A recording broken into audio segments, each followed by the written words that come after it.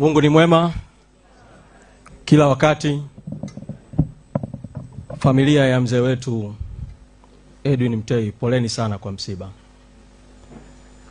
Natambua kwamba baadaye makamu mwenyekiti wa chama Mheshimiwa Heche, wakati wa kutoa salamu za rambirambi, utapata wasaa wa kuzungumza, lakini nizungumze kwa niaba ya chama katika hatua hii ya kumbukizi.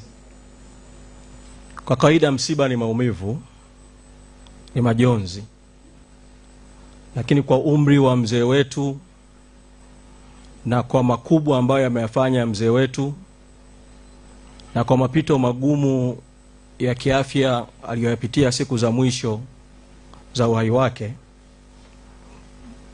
ni vyema tukaitumia siku ya leo kumshukuru Mungu kwa zawadi ya maisha ya mzee Edwin Mtei. Mimi nimepata wasaa pamoja na umri wangu mdogo wa kumkuta mzee Mtei akiwa bado yuko active katika utumishi wa chama. Mambo mawili na yakumbuka sana kutoka kwake. Alikuwa ni mzee mwenye msimamo, na alikuwa ni mzee mwenye maadili. Alikuwa na msimamo kwa kiwango ambacho wakati mwingine alikuwa anaona kama ni mbishi hivi, lakini kumbe ni kwa sababu akiwa na jambo na akiliamini anataka alisimamie mpaka mwisho. Tutatoa mfano mdogo tu mmoja.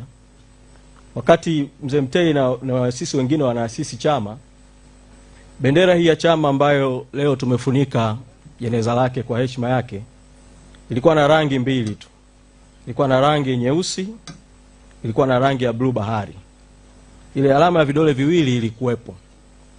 Sasa kati ya mwaka 2003 mpaka mwaka 2006 kulikuwa na mjadala ndani ya chama wa kufanya mabadiliko, kutengeneza bendera mpya ya chama.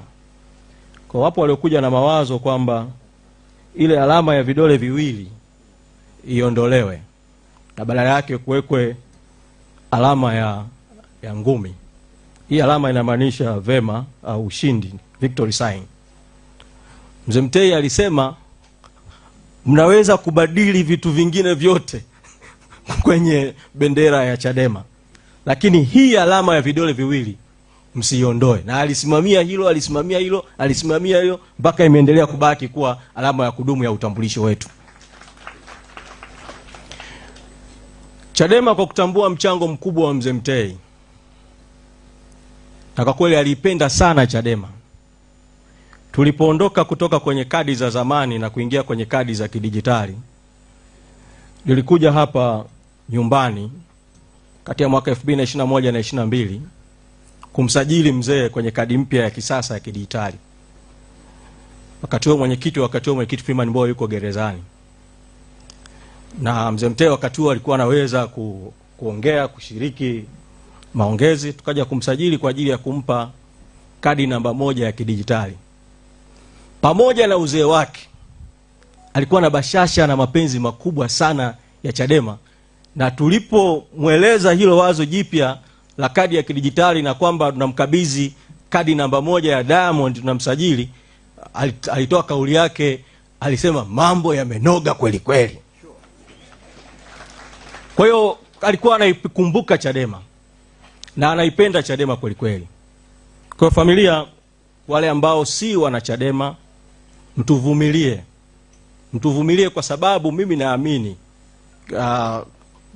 roho ya marehemu Mtei yuko ilipo, anapata faraja anaposikia kumbukizi juu ya kazi kubwa ambayo alifanya kwa sisi Chadema.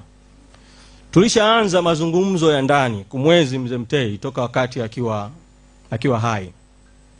Tulifanya mambo matatu.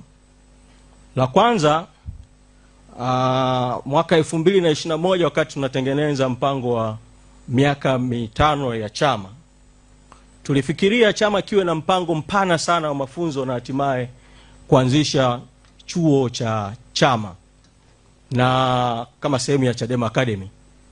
Na jina lililopendekezwa la kuanzisha huo mpango mkubwa wa mafunzo wa chama ni kuanzisha Edwin Mtei Center of Leadership Excellence. Naamini wazo hili litaendelea kufanywa kazi ndani ya chama. Pili, tuliona ipo haja ya kuanzisha taasisi maalum kabisa kwa kumwenzi mzee Mtei, na wakati fulani nikamwomba Dr. Azaveli Waitama, mjumbe wetu wa bodi ya wadhamini, kuweza kuandika wazo la andiko, na akaleta mapendekezo yake ya awali.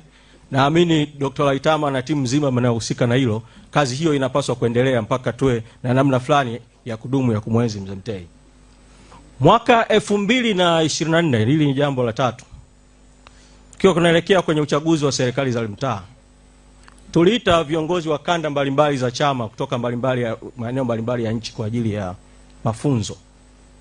Katika mafunzo yale niliomba washiriki wote kutoka mikoa mbalimbali wapendekeze lile jengo jipya la makao makuu ya chama, hivi liitwe jina gani?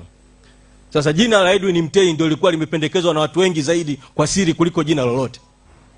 Mwaka 2025, wakati tunaelekea kwenye uchaguzi wa ndani ya chama, tuliomba kamati kuu ya chama vivyo, kila mjumbe wa kamati kuu apendekeze ule ukumbi mkubwa katika jengo la makao makuu ya chama uitwe jina gani. Kwa mara nyingine tena, wajumbe walio wengi wa kamati kuu, wakati mwenyekiti Freeman Mboya akiwa ndio mwenyekiti, walipendekeza ukumbi ule uitwe jina la Edwin Mtei. Sasa naamini vikao vya kikatiba vya chama vinapaswa sasa kukaa na kufanya uamuzi tu wa mwisho kati ya jengo na ukumbi, kipi kimojawapo kiitwe jina la Edwin Mtei kama sehemu ya kumwenzi. Nihitimishe kwa kuwaomba wanachadema wa Tanzania na wote wanaoguswa na demokrasia na maendeleo, kwa sababu uwepo wa Chadema kama chama, kama taasisi, hauna manufaa kwa wanachadema peke yake, una manufaa kwa nchi.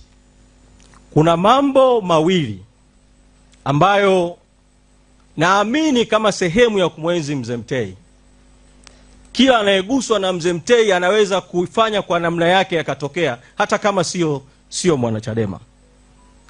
La kwanza ni kwamba wazee hawa walipoasisi mageuzi na Chadema ilipoanzishwa, walikuwa na mawazo kwamba ili nchi yetu iwe kweli ya demokrasia ya vyama vingi, basi Tanzania iwe na katiba mpya. Wakati umefika sasa, kama sehemu ya kuyaenzi hayo maono, Tanzania tukamilishe mchakato wa kuandika katiba mpya ya nchi yetu. La pili, nchi yetu imetawaliwa na chama kimoja toka uhuru.